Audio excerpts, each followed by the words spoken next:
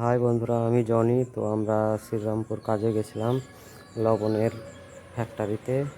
তো সেখানে যেরকম খাটনি, তো সেরকম হিসাবে টাকা আমাদেরকে দিত না, সেই জন্য বাড়ি ফিরে যাচ্ছি।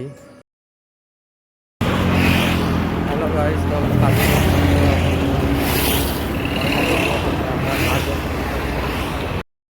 আমরা বাড়ি যাওয়ার জন্য বাসে করে স্টেশনে যাচ্ছি শ্রীরামপুর।